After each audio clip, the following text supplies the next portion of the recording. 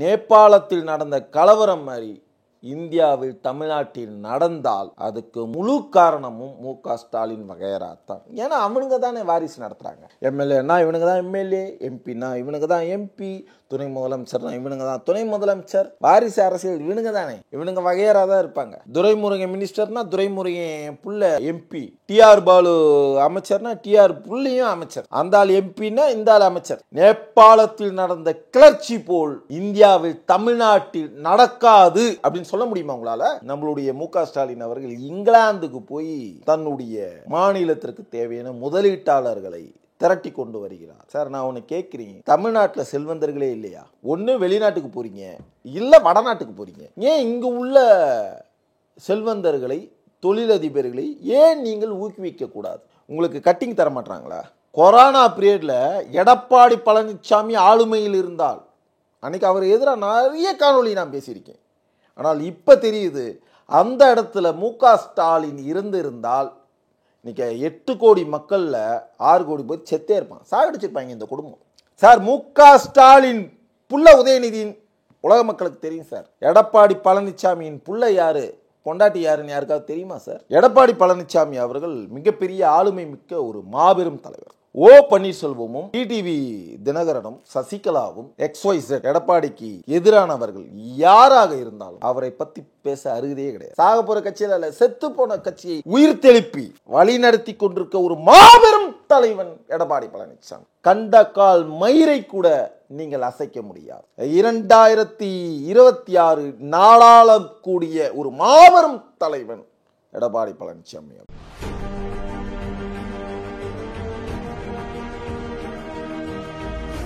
வணக்கம், நான் உங்கள் ஆகாஷ் சுதாகர். மேட்பாக்ஸ் சேனல் மூலியமாக உலக மக்களை சந்திப்பதில் நான் பெருமை கொள்கிறேன். எடப்பாடி பழனிசாமி மிகப்பெரிய ஒரு வல்லமை மிக்க மா மனிதன் தான் எடப்பாடி பழனிசாமி. தம்பி உதயநிதி, நீ செய்கிறது அத்தனையுமே வாரிசு அரசியல். உங்க அப்பா மு.க. ஸ்டாலின் அவர்கள் தன்னுடைய சுய முயற்சியினால் முன்னேறவில்லை. தன்னுடைய வளர்ச்சிக்காக தன்னுடைய குடும்பத்தையே சிதைத்தவர் தான் மு.க. ஸ்டாலின். ஆனா இந்த மு.க. ஸ்டாலினுடைய வாரிசு இன்னைக்கு எடப்பாடி பழனிசாமியை ஒரு குற்றவாளியாக பிரகடனப்படுத்துறது. நான் கேட்கிறேன், எடப்பாடியை பற்றி குற்றம் சுமத்துறதுக்கு ஒன்றுமே இல்லை சார். நீ இப்போ துணை முதலமைச்சர், நான் உதயநிதியை இப்போ சொல்கிறேன், நீ துணை முதலமைச்சர் ஆகிறதுக்கு உனக்கு இப்போ 50 வயசு ஆகிப்போச்சு. இப்போ வளர்ந்துக்கிட்டு இருக்கும்போது ஓம் புள்ள இன்ப நீதியை கொண்டு வந்துக்கிட்டு இருக்க மறைமுகமாக, அதுவும் இப்போ வெட்ட வெளிச்சமாச்சு. எந்த இடத்துல எடப்பாடி அவர்கள் தன்னுடைய வாரிசு அரசியலை திணிக்கிறார்? ஆரம்பத்திலே முடிவு பண்ணி தான் உதயநிதியை கட்டி இழுத்துட்டு வந்தாங்க. மு.க. அழகிரியை வெட்ட வெளிச்சமாக்கி விரட்டி விட்டாங்க. மயிலாப்பூர்லேயே கட்டவிழ்த்து விட்டு ஓட விட்டவங்க தான் கனிமொழியை. இன்னைக்கு அவங்க தூத்துக்குடி எம்பி. இதெல்லாம் குடும்ப அரசியல். எங்க எப்ப குடும்ப வாரிசு குடும்ப அரசியலை நடத்தியிருக்கிறார் எடப்பாடி பழனிசாமி. இந்த இடத்துல 2026 தேர்தல் நெருங்குற இந்த சமயத்தில் ஏதோ ஒரு அநாத கட்சியின் ஆளுமை மிக்க தலைவர் எடப்பாடி பழனிசாமி ஒட்டி கொண்டார் அப்படின்னு சொல்லி கலூர மீனில் நலூர மீனா இருக்கிற ஒட்டுமொத்த தலைவர்களும் அவருக்கு எதிராக போர்க்கொடி தூக்கும் போது இன்றைய ஆளுங்கட்சியின் அதிகாரமிக்க ஒரு பதவியில் இருக்கும் உதயநிதி ஸ்டாலின் கிண்டலும் கேலியுமாக அவரை நையாண்டிப்படுத்துவது எந்த இடத்துல நியாயம் சார்? மு.க. ஸ்டாலின் புள்ள உதயநிதியின் உலக மக்களுக்கு தெரியும் சார். எடப்பாடி பழனிசாமியின் புள்ள யாரு, பொண்டாட்டி யாருன்னு யாருக்காவது தெரியுமா சார்? எடப்பாடி பழனிசாமிக்கு எத்தனை வாரிசுகள் இருக்கு சொல்லுங்க பார்ப்போம் சார். மோடி மாதிரியே வாழ்ந்துகிட்டு இருக்கான் சார். அந்த ஆளு யோகி சன்னியாசி மாதிரி வாழ்ந்துகிட்டு இருக்கான் சார். நேபாளத்தில் பார்த்தீங்கன்னா மிகப்பெரிய ஒரு வாரிசு அரசியல் உலா வந்து கொண்டு இருக்கு. அதே மாதிரி பார்த்தீங்கன்னா அந்த வாரிசு அரசியல் பார்த்தீங்கன்னா காங்கிரஸில் மேலோங்கி இருக்கு.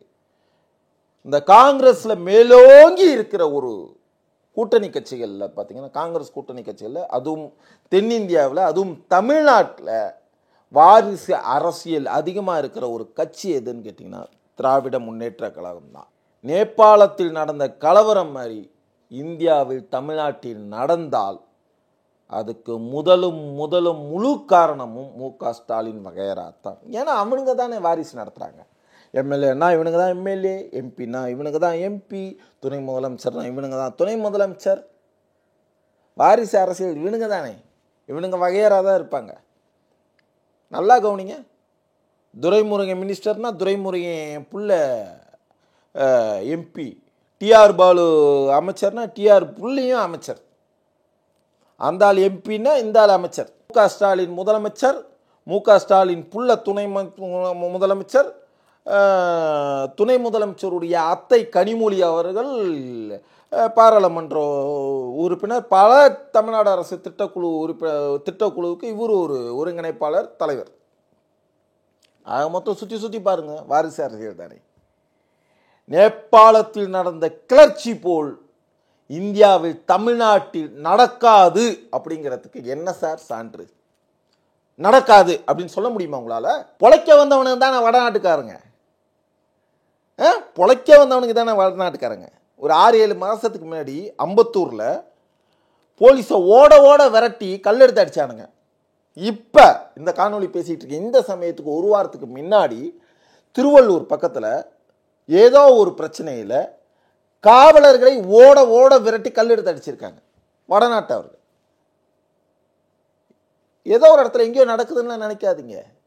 அதையே உங்களால் சமாளிக்க முடியல. நாளைக்கு ஒரு கலவரம் நடந்தால் எப்படி நீங்கள் கட்டுப்படுத்த முடியும்? வாரிசு அரசியலால் கட்டுப்படுத்தவே முடியாது. கொரோனா பீரியட்ல எடப்பாடி பழனிசாமி ஆளுமையில் இருந்தால், அன்னைக்கு அவர் எதிராக நிறைய காணொலி நான் பேசியிருக்கேன். ஆனால் இப்போ தெரியுது, அந்த இடத்துல முக ஸ்டாலின் இருந்திருந்தால் இன்னைக்கு 8 கோடி மக்களில் 6 கோடி பேர் செத்தே இருப்பான், சாகடிச்சிருப்பாங்க இந்த குடும்பம். எடப்பாடி பழனிசாமி அவர்கள் மிகப்பெரிய ஆளுமை மிக்க ஒரு மாபெரும் தலைவர். ஓ பன்னீர்செல்வமும் டிடிவி தினகரனும் சசிகலாவும் XYZ எடப்பாடிக்கு எதிரானவர்கள் யாராக இருந்தாலும் ஓகேங்களா, அவரை பற்றி பேச அருகதையே கிடையாது. சரி, என்ன அது அருகதையே கிடையாது அப்படின்னு கேட்டால், திரும்ப உங்களுக்கு எல்லாருக்குமே சொல்கிறேன், ஓ பன்னீர்செல்வம் புள்ள எம்பியாக இருந்தவன், சசிகலாவோட வாரிசு டிடிவி தினகரன், அவனும் எம்எல்ஏ எம்பியாக இருந்தவன். எடப்பாடி என்ன சார் பாவம் செஞ்சான்? கட்சியை வழிநடத்தி கொண்டிருக்கிறான். இன்னைக்கு மாபெரும் தலைவன். சாக போற கட்சி, செத்து போன கட்சி, சாக போற கட்சியில் அல்ல, செத்து போன கட்சியை உயிர் தெளிப்பி இறை பெருமானாக, சித்தனாக, யோகியாக வழிநடத்தி கொண்டிருக்க ஒரு மாபெரும் தலைவன் எடப்பாடி பழனிசாமி. இன்னைக்கு அந்தால விரட்டி விரட்டி நையப்புடையறதா நீங்க எல்லாம் விளம்பரம் தேடிக்கிட்டு இருக்கீங்க. ஒண்ணுமே இல்லை, கண்டக்கால் மயிரை கூட நீங்கள் அசைக்க முடியாது. 2026 நாடாளக்கூடிய ஒரு மாபெரும் தலைவன் எடப்பாடி பழனிசாமி அவர்கள். திராவிட மாடல் அரசு, இளைஞர்களுடைய இளைஞர் நம்மளுடைய முக ஸ்டாலின் அவர்கள் இங்கிலாந்துக்கு போய் தன்னுடைய மாநிலத்திற்கு தேவையான முதலீட்டாளர்களை திரட்டி கொண்டு வருகிறார். சார், நான் ஒன்று கேட்குறேன், தமிழ்நாட்டில் செல்வந்தர்களே இல்லையா? ஒன்று வெளிநாட்டுக்கு போகிறீங்க, இல்லை வடநாட்டுக்கு போகிறீங்க.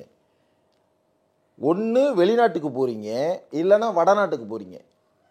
ஏன் இங்கே உள்ள செல்வந்தர்களை, தொழிலதிபர்களை ஏன் நீங்கள் ஊக்குவிக்கக்கூடாது? உங்களுக்கு கட்டிங் தர மாட்டாங்களா? எனக்கு தெரியல சார், தெரிஞ்சவங்க சொல்லுங்கள், என்கிட்ட சொல்ல வேண்டாம், உலக மக்களுக்கு சொல்லுங்கள். தப்பு இல்லையா? சரி, முதலீட்டாளர்களை ஒருங்கிணைக்கிறேன், முதலீட்டாளர்களை திரட்டுறேன்னு நீ மட்டும் தொழில் ரீதியாக நீ போகணும், அரசு சார்பாக நீ போடணும். ஏன் உன் பொண்டாட்டி பிள்ளையெல்லாம் இழுத்துன்னு போகிற?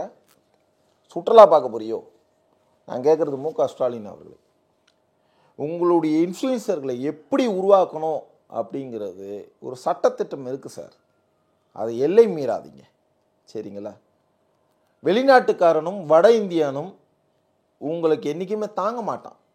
இன்றைக்கி ஃபோர்டு கம்பெனி 20-30 வருடம் தன்னுடைய தொழிற்சாலையை ஆளுமிக்கமாக ஒரு விஷயம் இங்கே வேரூன்றி இருந்தது, மையப்படுத்தி இருந்தது, தன்னுடைய தயாரிப்புகளை உலகெங்கும் வணிகம் செய்தது. ஒரு கட்டத்தில் அவன் ஒரு XYZ டிசைட் பண்ணான், முற்றுப்புள்ளி வச்சான். மூடிட்டு அதனுடைய தோல்விக்கு காரணம் மாநில அரசுன்னு உன் மேலே குற்றம் சுமத்தி விட்டு அவன் எகிரி போய்கிட்டே இருந்துட்டான். திரும்ப அவன் காலடியில் விழுந்து திரும்ப அவனை கூப்பிட்டு திரும்ப தொழிற்சாலையை நடக்கிறதுக்கு XYZ ஏதோ ஒரு வேலையை செய்து கொண்டிருக்கிறது இன்னைக்கு மாநில அரசு. என்னடா இப்படி சொல்கிறேன்னே நினைக்காதீங்க. நிறைய பேருக்கு இது புரியாமல் இருக்கலாம். வெளிநாட்டு வணிகர்களை இங்கு ஊக்குவிக்காதீங்க, உள்நாட்டு வணிகர்களை ஊக்கப்படுத்துங்க. அவன் வெளிநாட்டுக்கு எங்கும் வணிகம் செய்யட்டும். வெளிநாட்டு வணிகர்களை உருவாக்கி என்ன சார் பண்ண போறீங்க? நம்ம கட்டிய செல்வம் இருக்கு, நம்ம கட்டிய செல்வந்தர்கள் இருக்காங்க. வட இந்தியாவில் போய் செல்வந்தர்களை தேடாதீங்க, வெளிநாட்டில் போய் செல்வந்தர்களை தேடாங்க. ஃபேஸ் எப்படி எங்கே தேடணும் உங்ககிட்ட இருக்கு. மு.க. ஸ்டாலினை பொறுத்தவரை அரசியலாக இருக்கட்டும், தொழில் ரீதியாக இருக்கட்டும், குடும்பமாக இருக்கட்டும், அவருடைய இன்ஃப்ளூயன்ஸ் எப்படி தேடுறாருன்னா தமிழ்நாட்டை தாண்டி வெளி ஸ்டேட் வெளி கண்ட்ரியில் தான் தேடுறாரே தவிர உள்ளுக்குள்ளே அவர் தேடுறதே கிடையாது. எங்கன்னா போய் ஒரு அழிவின் பாதையில் தான் முடியும். மு.க. ஸ்டாலினுடைய இந்த மூடத்தனமான எண்ணங்களுக்கும் முற்றுப்புள்ளி வைக்கும் விதமாக இன்னைக்கு உலக மக்கள் 2026 ஒரு மிகப்பெரிய ஒரு ஃபுல் ஸ்டாப் வைப்பாங்க. எடப்பாடி பழனிசாமி அவர்களை கேலியும் கிண்டலும் செய்யும் அத்தனை அரசியல் வியாதிகளுக்கும் நான் ஒன்று சொல்கிறேன். அவர் ஒரு விருட்சம். அவரை அழிக்கவோ ஒழிக்கவோ யாராலையும் முடியாது. அவர் ஒன்றும் எந்த இடத்துலையும் வாரிசு அரசியல் செய்யவே இல்லை. ஓகேங்களா? என்னைக்காவது ஒரு நாள் அவர் தியாகி அப்படிங்கிற ஒரு விஷயம் இன்னைக்கு உலகாலம் பேசப்படும். புரட்சி தலைவி அம்மா அவர்கள் முதலில் ஆட்சி கட்டிலில் வரும்போது பார்த்தீங்கன்னா அவர் பண்ணாத விஷயமே கிடையாது. அவர் மீது அவ்வளவு கோபதாபம் இருந்தது. ஆனால் இரண்டாவது தடவையாக ஆட்சி கட்டிலில் அமரும்போது அவருக்கு இணையாக சட்ட ஒழுங்கு பார்க்கறதுக்கு மாநிலத்தில் இன்னைக்கு வரைக்கும் வேற ஆளே கிடையாது. அந்த மாதிரி எடப்பாடி பழனிசாமி அவர்கள் திரும்பவும் ஆட்சி கட்டிலில் உட்காரும் பொழுது மிகப்பெரிய ஒரு மாற்றம் உலக அளவில் பேசப்படும் தமிழ்நாடு. எழுதி வச்சிங்க. இன்னைக்கு முதலமைச்சர் வேட்பாளர் கிடையாது எடப்பாடி பழனிசாமி அவர்கள், பிரதமர் வேட்பாளர். விரைவில் இன்னைக்கு இந்திய நாடாளக்கூடிய ஒரு மாபெரும் மனிதன் தான் எடப்பாடி பழனிசாமி அவர்கள். இதை எப்படி வேணா எடுத்துங்க, காலம் பதில் சொல்லும். நன்றி, வணக்கம்.